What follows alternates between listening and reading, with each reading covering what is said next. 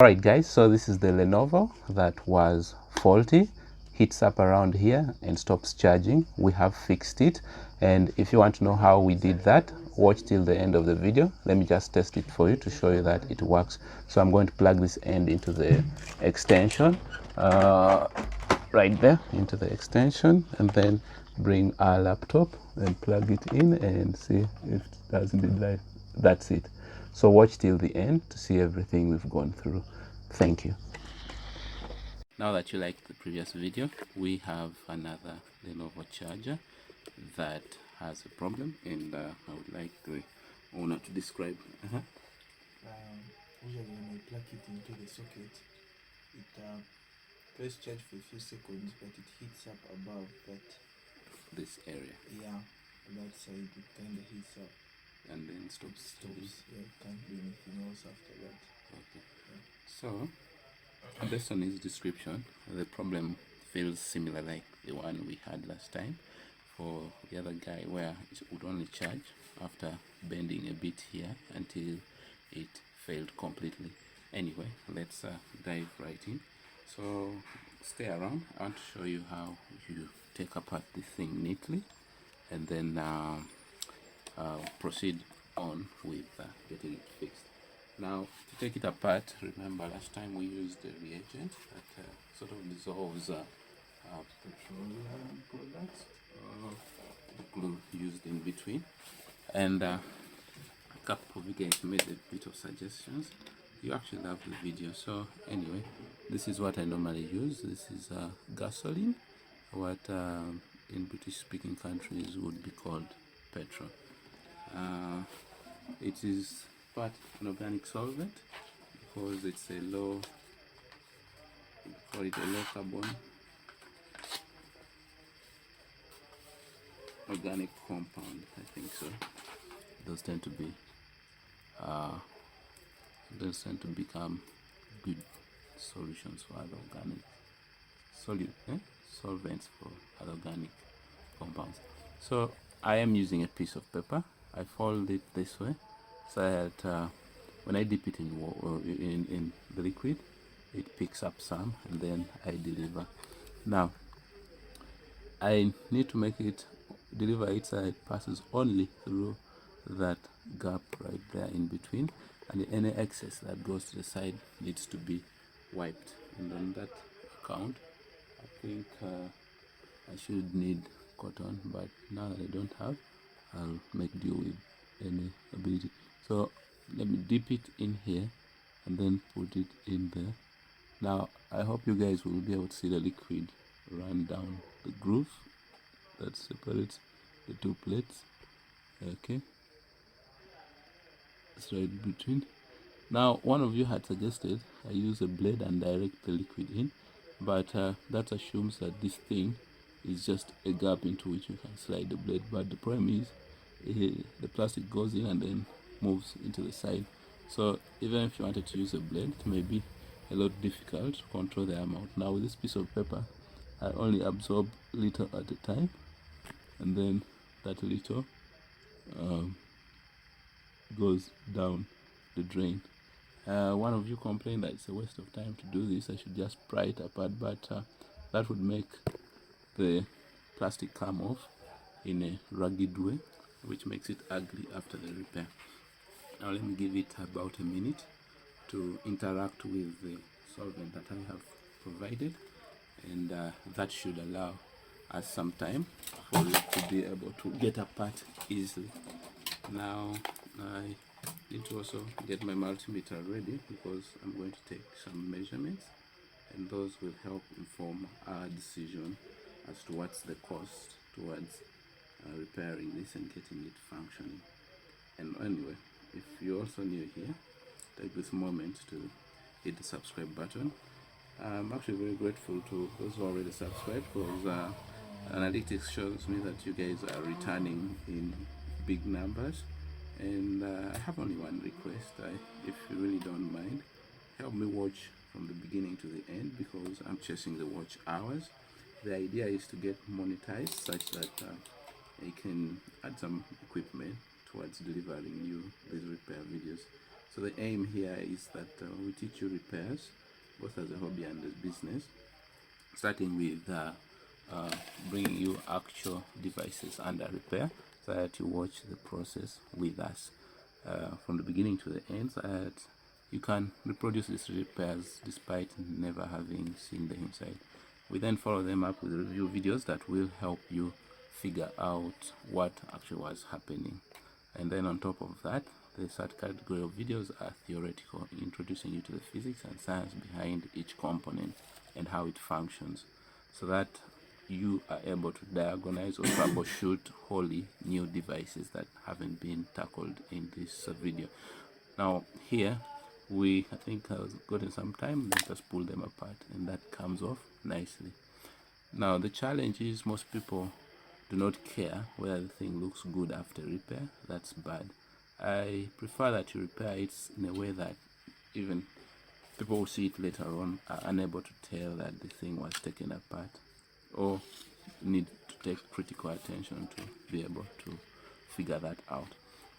Now that we have this opened, we are going to take measurements from the ends of these wires to confirm whether there's a short along the length. If there's a short along the length and we are measuring in continuity mode, we'll have a beep that will tell us that, oh, okay, at that point the cable keeps touching itself and shorting out the adapter.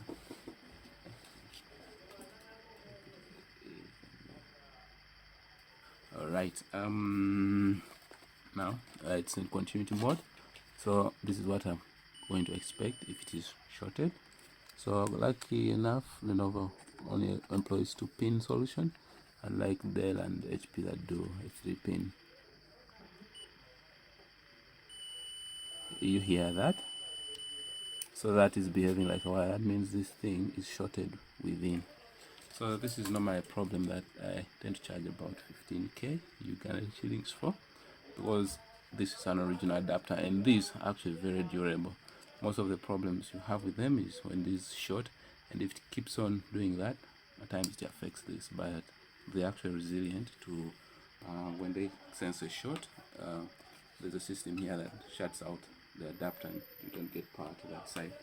And that's the beauty with the original. Now the new replacement ones are not from the manufacturer, so they are shoddily done, and I do not recommend people buying that. I actually recommend that they buy used originals should they have lost their original ones. So anyway, the next step is I need to disconnect this and take you through the next stage of the process, which involves me using some bit of surgical blade. I also need my soldering gun. I need to really get organized, but let me find it and come back. Alright, so my soldering gun is right here. Now, I just wanted to show you how to pick this out, and this falls under the video soldering. So there's a video I did about soldering and what it is. So go right there. I'll attach it at the link in the top corner there, so that you can know what I'm doing right here, so that you don't think it's any form of magic or any much difficult. But for now, what I'm going to do is I'm going to use these 2 fingers to be pulling this away, and these 2 fingers are holding the adapter while this other hand applies heat at the terminals. So let's do that. Apply the heat to both terminals concurrently. Okay, I feel like one is already out. Is it? Okay, so alright.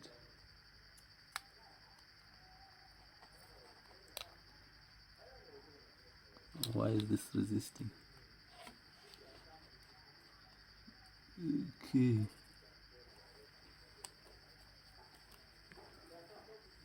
That's interesting.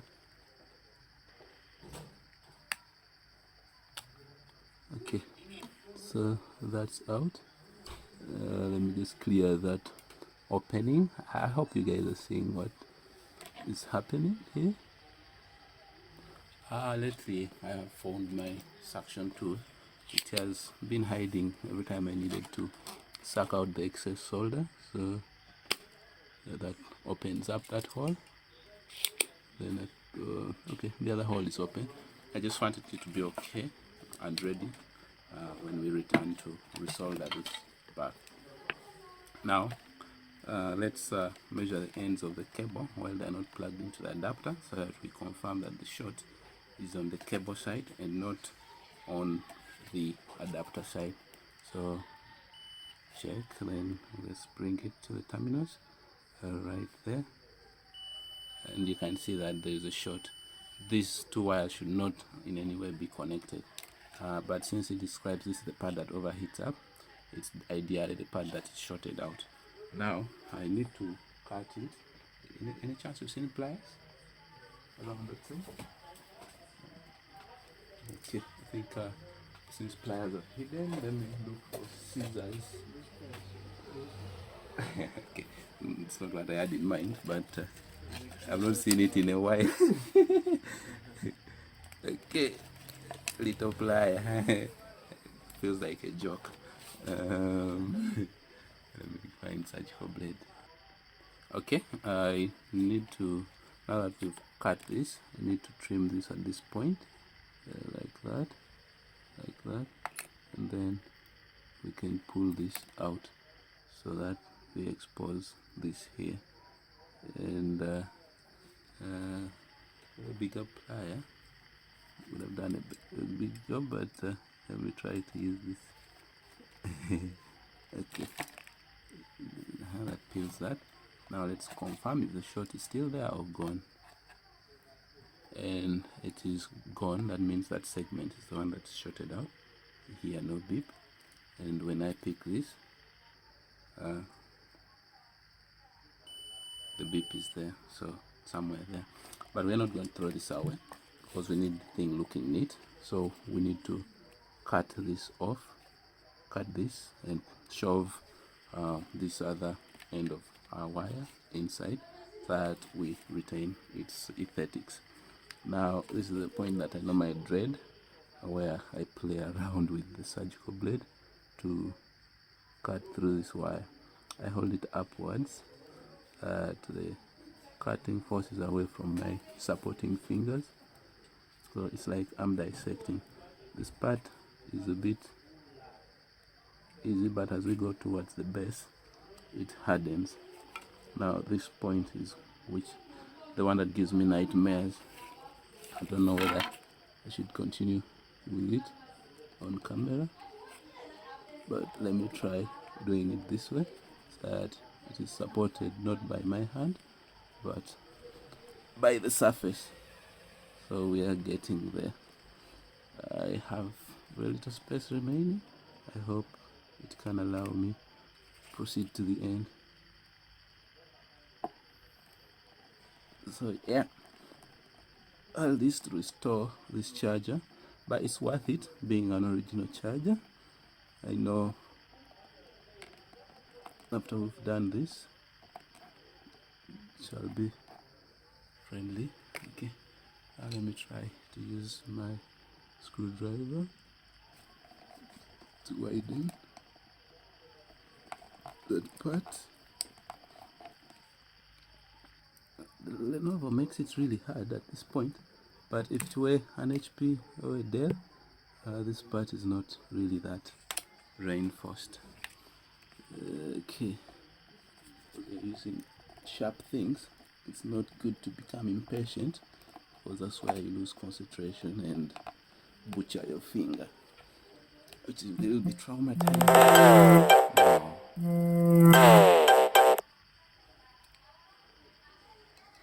Okay, that was a call, but I'll return the call because I need to finish this video. I think that's out. I suppose that's all out. Now, next stage is me trying to thread this through the center of that. Okay, let me twist this onto itself to make it easier to manage, like that. But because I used gasoline, I may need to clean it with that, since I don't want it to be slippery. And that's at the point where I will be applying super glue to close it. Okay. forget to use the hem of my trouser. Okay, that's fine. Now let's shove it inside here, but we need to pick out this remnant of the old teeth out. Alright, then that's that. Now we get this into the center like that. Okay, a bit of fighting there to push it in. I think I have to find that. Alright, so let's proceed and mask tape the ground terminal, this portion that may be left dangling on the inside, and that's to protect it from shorting to any component on the inside.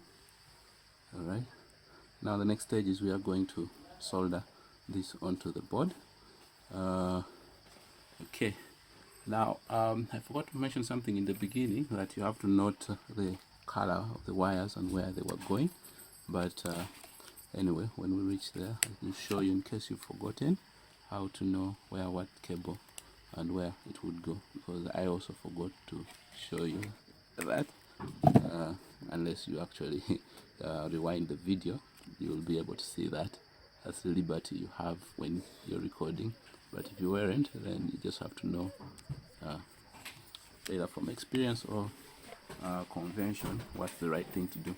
Now I have just applied flux. This flux prevents oxidation of the solder while being melted onto the solder point. So you first tin the point that you're going to insert, such that you don't have trouble soldering it.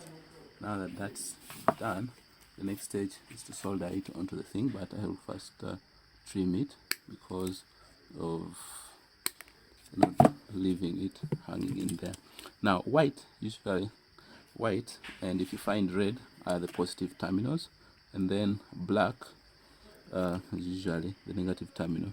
Now on the adapter, the positive terminal is usually written as V out, voltage out, that's the positive, and then here we have used R and T for the ground, like return, but that is what we would call the negative terminal if you're dealing with DC current. Let me trim this, it's also a bit long. I want this neat, so let's plug that right under there, and then it will come over from the other side. That's why we prepared that hole earlier on in the video, to allow for a time such as this.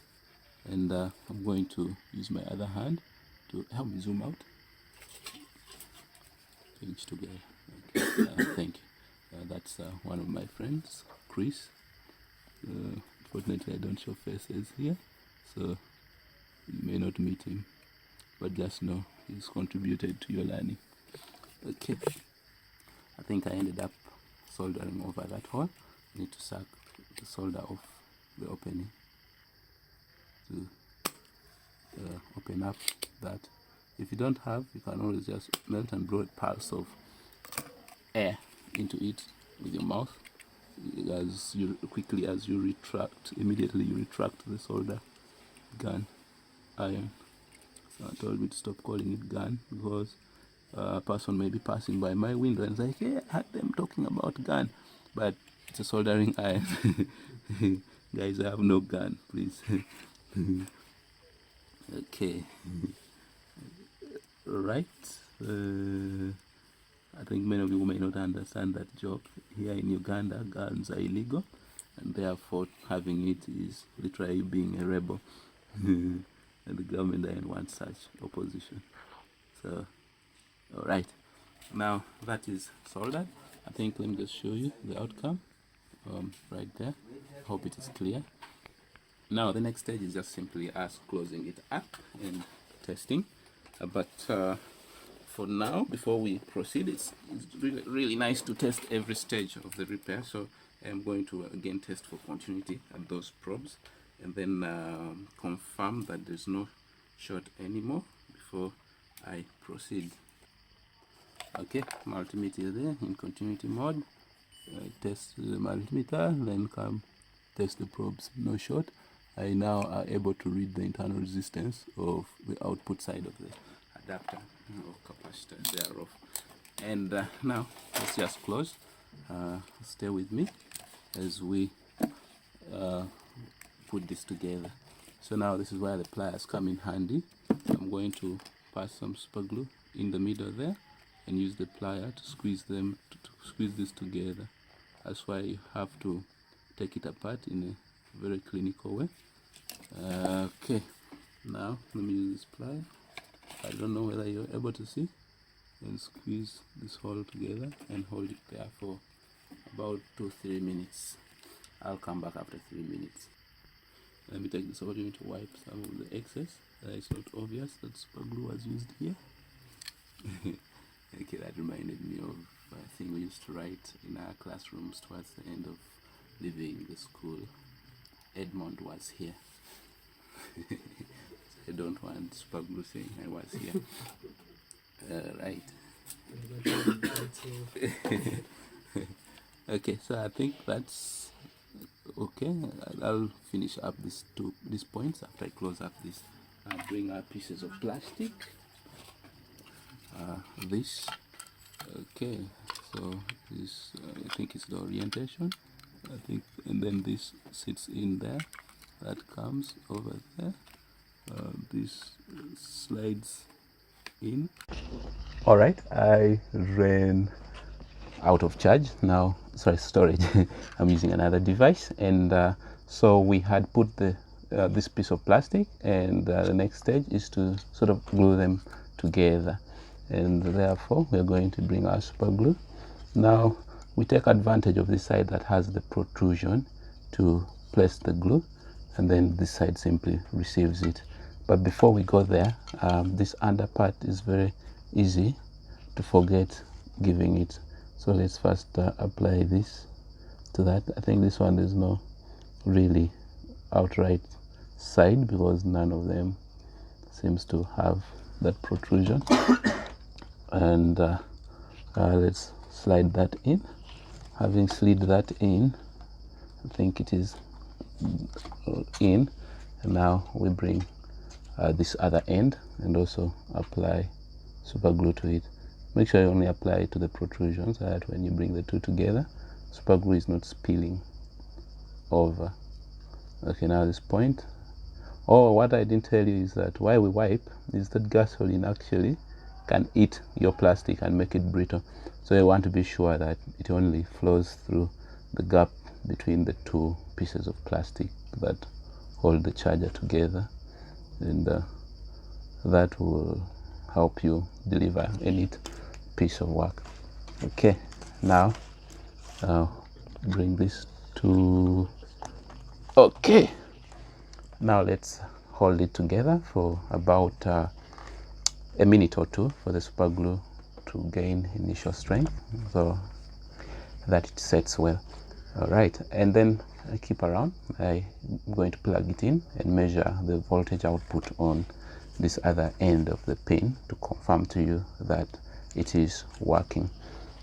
And as we wait the 1 minute together, I implore you to hit the subscribe button if you're new, and if you're returning, my request is that you always watch my subsequent videos for the entire duration so that we build that 4,000 watch hours necessary for monetization on top of the 1,000 subscribers needed. That will avail me a bit of money to buy components and material for the explainer videos that tend to follow this and the theoretical videos. I'm quite glad to have you here, and if you've watched from the beginning, respect. I very much cherish the sign and expression of love that you give us here. And I think much as 2 minutes haven't elapsed, I believe it has formed some sufficient strength. And now let me plug this other end to the socket, which unfortunately I won't be able to show you because my camera is fixed, but at least I'll show you this output side as I measure with the voltmeter. So I'm going to plug it in. I think you can hear it enter. It has entered.